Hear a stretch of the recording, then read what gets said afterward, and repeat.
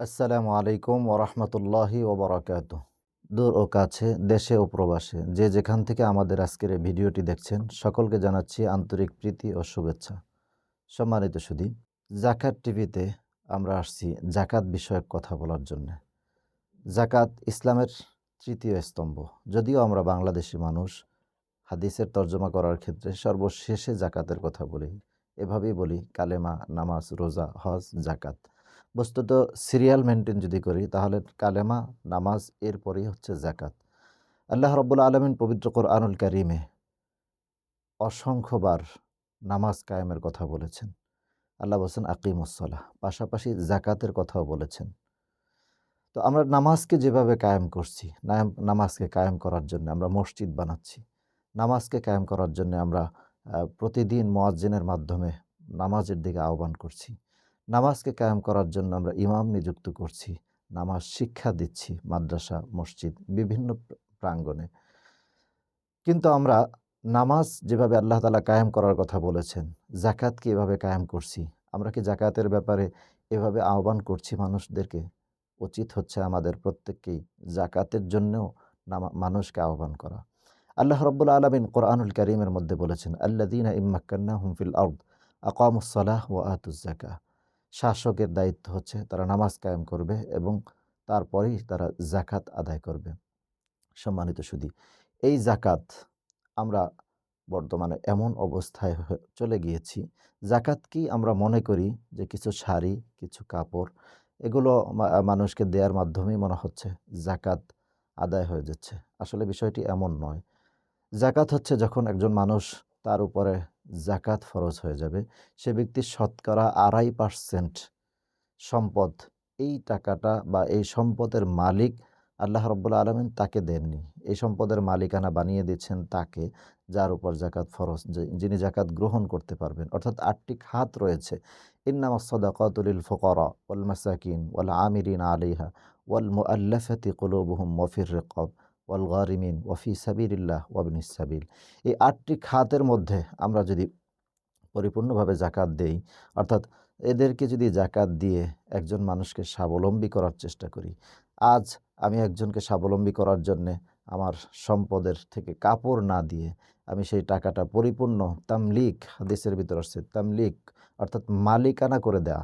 আমি তাকে পরিপূর্ণ এই ২.৫%-এর মালিক যদি বানিয়ে দেই, দেখা গেছে এবছর তিনি এই ২.৫%-এর মালিক হয়ে এই পার্সেন্টেজটা, এই টাকাটা বা এই সম্পদটা তিনি কাজে লাগিয়ে পরবর্তী বছর তিনি কিন্তু জাকাত দিতে পারবেন। তো সুতরাং এটি হচ্ছে ইসলামের একটি সৌন্দর্য। ইসলামের একটি চমৎকার সৌন্দর্য বিষয় হচ্ছে এটি। আল্লাহ রব্বুল আলামিনের পয়গম্বর মুহাম্মদুর রাসূলুল্লাহ সাল্লাল্লাহু আলাইহি ওয়াসাল্লাম তিনি যখন জাকাতের প্রচলন শুরু করলেন মদিনাতুত তয়্যিবায়, তিনি বলেছিলেন, দেখো, একটা সময় চলে আসবে ১ মাস পর্যন্ত মানুষ টাকা নিয়ে ঘুরবে, সম্পদ নিয়ে ঘুরবে মানুষকে দেয়ার জন্য, কিন্তু ১ মাসেও একটি লোককে খুঁজে পাওয়া যাবে না। পরবর্তীতে নবীজির সেই ভবিষ্যদ্বাণী কিন্তু কবুল হয়ে গিয়েছিল এবং সেটি প্রমাণিত হয়েছিল। খলিফা হযরত ওমর বিন আব্দুল আজিজ রাহিমাহুল্লাহ, তার জামানায়, তার শাসনামলে এমন হয়েছে, মানুষ জাকাতের টাকা নিয়ে মানুষের দ্বারে দ্বারে ঘুরেছে, কিন্তু জাকাত গ্রহণ করার মতো মানুষ সেখানে খুঁজে পাওয়া যায়নি। সম্মানিত সুধী, আমরা যদি আজকে সেই জাকাতকে সেভাবে মানুষের কাছে প্রেজেন্ট করতে পারি, আমরা যদি মানুষকে জাকাতের সঠিক মেসেজটি দিতে পারি, হোক আমার উপর জাকাত ফরজ হয়নি কিন্তু আমি জাকাত বিষয়ে জানি, তাহলে আমি এই দাওয়াত তো পৌঁছে দিতে পারবো। আল্লাহ রাব্বুল আলামিন তো এটি বলেন নাই যে তুমি তোমার টাকা থেকেই দিতে হবে, এতটুকু দায়িত্ব তোমার। বিষয়টি এমন নয়। যার উপর জাকাত ফরজ হয়নি, তারও দায়িত্ব হচ্ছে জাকাতের মেসেজটি মানুষের কাছে পৌঁছে দেওয়া। তো আসুন আমরা এই জাকাতকে আমাদের সমাজে, আমাদের দেশে, আমাদের রাষ্ট্রে আমরা এটাকে মানুষকে জানানোর চেষ্টা করি। আসলে জাকাত কী এবং জাকাতের মূল উদ্দেশ্যটা কী?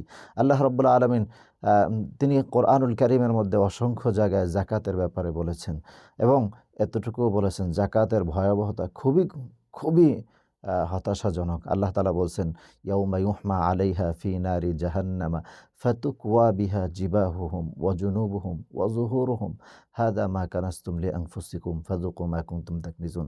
কিয়ামতের ময়দানে তাদের কপালে আগুনের চিহ্ন দিয়ে দেওয়া হবে জাকাত যারা না দিবে। আল্লাহ তাআলা আমাদেরকে এই ভয়াবহতা থেকে আমাদেরকে বাঁচিয়ে দিন। আসুন আমরা সকলে অন্ততপক্ষে আল্লাহ তাআলা যেন আমাদের সম্পদগুলোকে পবিত্র করেন। যাকাত শব্দের অর্থ হলো পবিত্রকরণ। তো সুতরাং আমাদের সম্পদ যদি আমরা যাকাত আদায় না করি, সম্পদ পবিত্র হবে না। সুতরাং আমাদের উচিত আমাদের সম্পদকে পবিত্র করণের মাধ্যমে আল্লাহ তাআলার বিধান পালন করা এবং সমাজ থেকে দারিদ্রতা দূরীকরণের চেষ্টা করা। সকলে মিলে আমরা ঐক্যবদ্ধ হই এবং চেষ্টা করি দেশ ও জাতিকে এগিয়ে নেওয়ার জন্যে। সেই আশা ব্যক্ত করে আজকের মতো এখানেই বিদায় নিচ্ছি এবং পাশাপাশি জাকাত টিভিকে এই আয়োজনের জন্য ধন্যবাদ জানাচ্ছি। সকলকে সালাম। আসসালামু আলাইকুম ওয়া রাহমাতুল্লাহি ওয়া বারাকাতুহু।